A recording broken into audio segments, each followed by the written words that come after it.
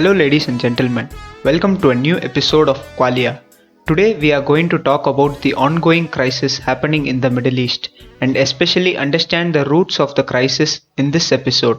How can a global crisis be addressed without mentioning about the part played by the Queen and her empire, the British? During the 1800s, the Indian subcontinent was British's most profitable colony. British, through the East India Company, would trade a lot with India. This trade would happen through the Ottoman Empire, the Middle Eastern region at that time. The British started to take interest into the affairs of Ottoman Empire in early 1830s when it feared Russian expansion into Europe and Central Asia. The British basically wanted to safeguard the trade route to the Indian subcontinent as going through the Middle East was the most viable way to trade with India. If not for this route, British would have to go all the way around the African subcontinent to reach India and would eventually lose control to one of its most profitable colony. Soon, France joined in and together they would control the Ottoman Empire till the First World War, after which it became bankrupt and had to leave the region. British, true to their nature, left the empire in a chaotic state. Even from this chaos there emerged two countries, giants, Iran and the monarch, the Kingdom of Saudi Arabia. On one hand, the Kingdom of Saudi Arabia is today the largest economy in the Middle East and 18th largest in the whole world, with a per capita GDP of a mind-numbing 56,817 US dollars. And on the other hand, Iran, with a population of 83 million people, is home to the world's oldest civilization. With both the countries blessed with huge oil reserves, on paper they seem to have everything. But still, we hear frequently about the unrest that is happening in the Middle East due to the power struggle between these two countries. So in today's episode of Qualia, we'll try to understand the root cause for the emergence of this war. Where does this all start from? I think it all boils down to the 1979 Iranian Revolution. To think about this revolution, this was a revolution which had its forefront led by the Islamic clergy that which rules over Iran today. Now, why did this revolution happen in the first place? There was this dynasty called the Pahlavi dynasty. They were the ones who were ruling over Persia, or later renamed as Iran. Yes, Persia and Iran are the same, for those of you who don't know this. And the people of Iran, being a very high populated Islamic country, they don't speak Arab, they speak Farsi. Now, what happened in the Iranian Revolution? He wanted to transform Iran as a westernized nation. He westernized Iran, he modernized Iran, he secularized Iran. And who suffered backlash from this? Again, the Islamic clergy. The government of Mohammad Reza Shah Pahlavi, it was strongly against the separation of sexes, it was strongly against the Islamic traditional clothing, and especially the veiling of women. Women who resisted his ban had their hijabs forcibly removed or torn. This single act ruptured the rapport between the Islamic Shia clergy and the government of Mohammad Reza Shah Pahlavi. And the leader of Shia clergy, Ayatollah Khomeini, declared that Shah had embarked on a destruction of Islam in Iran. He even denounced Shah as the wretched, miserable man. Now, what did Mohammad Reza Shah do? He sent Ayatollah Khomeini to exile, where he remained for 14 years. He sent the leader of Shia clergy into exile for about 14 years. I think we've just been talking for the Islamic fundamentalists. I'd also like to stress on the points where the modernization and secularization efforts of Mohammad Reza Shah Pahlavi, they were fruitful to Iran too. Like, for example, in 1963, when he took power, $555 million, that was the revenue of the whole oil industry. That was the worth of the whole oil industry. By 1975, the whole oil industry had boomed to a whopping $20 billion economy. It just transcended to a different level under the rule of Mohammad Reza Shah Pahlavi. If you talk about the modernization efforts, I think there is concrete evidence on the first page of Google that you'll get. Go to Google Images and you search Iran before the 1979 Iranian Revolution and Iran after the Iranian Revolution. You can see clear pictures of how Iran had been reformed by Mohammad Reza Shah. In 1963, he did something called the White Revolution. In that movement, he gave voting rights for women. He allowed women to go to universities to study. He did all kinds of westernization reforms, but the fundamentalists were never happy about this. And after the exile of Ayatollah Khomeini, they again came into the picture, but this time even more fiercely, because Mohammad Reza Shah's autocracy gave a lot of rights to women. They revolted against this because they thought giving rights to women was un-Islamic. They blamed him for not having a valid democracy. It all vowed to something called the Iranian Revolution. In 1979, the protests reached its peak, people were shot, and the protests got even fiercer. Along with the support of the citizens, Ayatollah Khomeini was able to overthrow the government of Mohammad Reza Shah, who later fled to the US. If you think why there is constant friction between the US and Iran, it is because of the sole fact that when Mohammad Reza Shah fled Iran, US accepted him with open arms. That's why to this very day, Iranians have this hostility towards the Americans. The way you explain it to me, I get why the Islamic clergy was against him. But why did the people go against him? It's a mistake that people do often. Like, think about the rise of the communist regime. People were dissatisfied with the wages that they were being paid, so they brought into the communist ideologies, and as a result of it, millions of people died. Same goes for Nazism. People think that the time that they live in, they think that it's bad. What's happening to them, they think that they don't deserve it. But still, you know that the devil is in the details. And if you want to shake the details, if you want to shake the structure of a system, you're messing with an unstoppable force. The system has been built over centuries, and these systems, they have a profound foundation. And if you think that you can make something that brilliant in one lifetime of one person, things get to go very wrongly. That's what happened to Iran. So now, as I said, the Islamic clergy is now extremely against the Pahlavi dynasty's government, Mohammad Reza Shah's government. Now, what happens here? Mohammad Reza Shah, when he comes to power, he promises his people of a so-called great civilization. And he worked towards that too. But in the late 1970s, there was this wave of unemployment in Iran. And I suppose you think that it is a mistake of Mohammad Reza Shah, but let me remind you it's not. Think about India in 1970s. Think about the unemployment problem that was there. It was it was huge, man.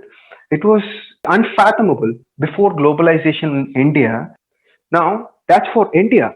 Now Iran, invaded by the British and Soviets, this country had its setbacks. Iran also had the same issue that other hundreds of countries possessed. There was just no work, man. So, but the Iranians thought that this was due to the inefficiency of Mohammad Reza Shah's government. They brought into the Islamic fundamentalist doctrines, and they joined the protests with the Islamic fundamentalists along with left-wing parties like Marxists. They just toppled the government overnight, and Ayatollah Khomeini became the supreme leader of Iran, making Iran a democratic republic of Islamic theocracy. Now, let me tell you how this government functions. There's president, there's prime minister, everyone's there, everyone does their job. The president and prime minister, they are elected to democratic election process. But this supreme leader, it's Ayatollah Khomeini, he just sits there. There is no election for him. The leader of the Islamic clergy, he becomes the supreme leader of Iran. Now, no matter the decisions that the prime minister or president takes, if the Islamic clergy's leader, i.e., the supreme leader of Iran, were to intervene, they can't implement those laws. They can't do anything that the supreme leader doesn't want them to do. Now, tell me, how is this different from a monarchy or autocracy? I don't blame it entirely on the fundamentalists. They had their traditional grounds shaken by Mohammad Reza Shah's government in a modernization pact. But I think it's a big price you pay for something. So yeah, the people revolted against Mohammad Reza Shah because of the unemployment problems that were prevailing in Iran, but it was quite common for that time. Okay, from what you say, I understand that on the one hand, we have Iranian people overthrowing Reza Shah and they brought in Ayatollah Khomeini as their leader. It's their own personal affairs. As a population, they can bring whomever they want. So, how did this lead to Iran having troubles with Saudi? Yes, as you mentioned earlier, the Kingdom of Saudi Arabia was one of the first countries to be formed in the Middle East. And Saudi had a really stable monarchy. The people of Saudi Arabia, they didn't have any problem with their monarchs. They were happy with their kings and princes. Now, what happened? The Saudis, they are going on a well-designed trajectory, sailing on a well-shielded boat. Now, they're just happy. The people of Saudi Arabia, they have good economy, they have good international ties. They're just happy. They have built cities and roads all over the country with the oil money. They're just doing great. Now, what does the Islamic clergy of Iran, what do they say? They say that having a monarchy is un-Islamic. They say that democracy should be everywhere, while they themselves have their supreme leader above their president and prime minister who are elected by the people. After the Iranian Revolution, the government of Mohammad Reza Shah falls, Ayatollah Khomeini becomes the supreme leader, and there is a democratic setup in Iran now. Now, the Islamic clergy says that Iran should be the religious headquarters of Islam. They say that every country in the Middle East should adopt such policies which are favored by Islam and to exterminate the policies which were considered to be un-Islamic by the clergy. So what did they do? This Iranian revolution, which was a pro-democratic movement, now they plan on exporting it to other Middle East countries where there is also a great Islamic population. They want to push this pro-democratic revolution into the regime of other countries in the Middle East. Now, the Saudis, who are sailing on a perfectly safe boat, they're shaken by this. The last thing that they want in their country is for a pro-democratic movement that is fired up in all the neighboring countries, and eventually their people start building mindsets that monarchy is un-Islamic, or their people are willing to go towards a democratic government. It would throw the Kingdom of Saudi Arabia off their stable feet. So this shockwave of the Iranian Revolution's exportation triggers a hostility which enacts a great deal of havoc in the entire Middle East. Did the Saudis feel offended about the Iranian Revolution? No, not at all. They were shocked to hear about the export of Iranian Revolution to the other Islamic countries. So, yes, that's the reason why the Saudi and Iran have this hostility built into them. We could see that there was this deep ideological disagreement between these two countries. But actually, did any of these two countries do something that led to situations as we see them today? Yes, Ron. So maybe I can talk a little bit on that. So, as Pradeep said, the Iranians wanted to export the idea of their revolution to neighboring countries which were mostly Sunni Islam. Iran was the only Shia Islamic country, and the other Sunni countries were afraid of a revolution happening in their own backyard. The first to act was Saddam Hussein. He started a war with Iran in 1980. The other Sunni countries supported him and supplied weapons. The war was long and it lasted for 8 years. The Iranians knew that they cannot impose their ideas to brute force and war, so they established a special force in their military called the Quds Force. These forces came under the direct control of their supreme leader Ayatollah Khomeini under what was called the Islamic Revolutionary Guard Corps. Iran saw a perfect opportunity to use this unit in the Lebanese civil war. The US and Israel were directly involved in this civil war in Lebanon. The Iranians started controlling the Shia militias by supplying them with weapons and money, and this led to the formation of a group called Hezbollah in Lebanon. They were successful in driving out the US and Israel from Lebanon, but the cost of the victory was high. They committed a lot of murder and were involved in a lot of bombing. In 1998, Qasem Soleimani was appointed the commander of the Quds Force. A small backstory about him. So he was just a normal construction worker who in 1980 led a company of soldiers and had a lot of victories in the war between Iraq. He was also a very good follower of the supreme leader, and then he quickly rose ranks and became the leader of the Quds Force. and a major general of the Islamic Revolutionary Guard Corps. It is even said that he was the second most powerful man in Iran, right after the supreme leader. In 2003, when the US invaded Iraq, there were a lot of Shia and Sunni militias in Iraq. Soleimani took this opportunity and took command of these Shia militias and was successful in establishing a Shia presence in Iraq. Shia was the minority in Iraq, but they now became the rulers, all thanks to Soleimani. In 2005, Soleimani cooperated with the US in plots against Al-Qaeda and bin Laden. He also played an important role in Syria. He was in support of the rule of Bashar al-Assad, and he made the Hezbollah fighters from Lebanon, Shia militias which he now controlled in Iraq and Syria, and Iranian soldiers to fight along the Syrian soldiers. He also helped in the Russian involvement in the Syrian civil war. He was a very powerful man in the Middle East who controlled a lot of these militias who committed a lot of killings.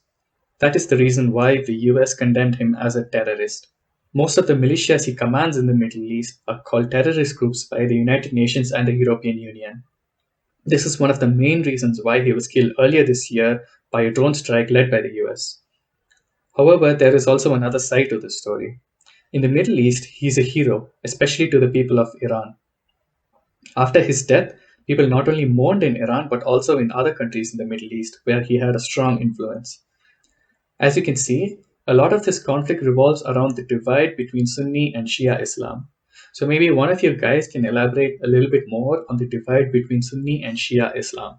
I think I can explain about this. There are about 1.6 billion Muslim people living around the world. Of this 1.6 billion people, you see the Islam religion is divided into two major sects. The Sunni majority, about 80%, and the Shia minority, about 20% of the whole population. This divide started with the death of Muhammad at 632 AD, when majority people wanted to choose Muhammad's successors and they chose Abu Bakr, Muhammad's close friend, as their caliph. And this group of people would come to know as Sunni. Then there were this minority who wanted the leadership of Islam to be in Muhammad's family, and they followed Ali, Muhammad's son-in-law, as their imam or head of the state. And these people are today known as Shia. This is the main source of divide between them. Today, we could find Shia people living in Iran, Iraq, Pakistan and parts of India, whereas Sunni people live in Saudi Arabia and neighboring Islamic states. I have been friends with people from both these sects and personally have been seeing them living harmoniously. They are clueless about this war that's happening like you and me. It's the extremist group from both these sects that oppress each other. This was clearly visible in Iraq, which is a Sunni minority state. There was a deep history of oppression between these two states, and when Saddam Hussein, who is from a minority Sunni population, came to power, started oppressing the majority Shia population. He was even hanged to death for killing 148 Shias.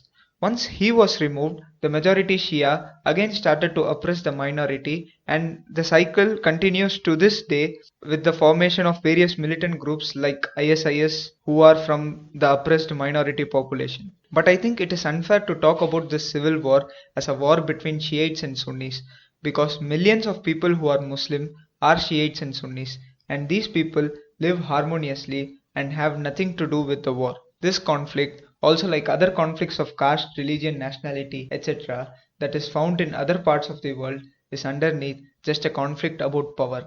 It's about the power of who dominates whom using what reasons.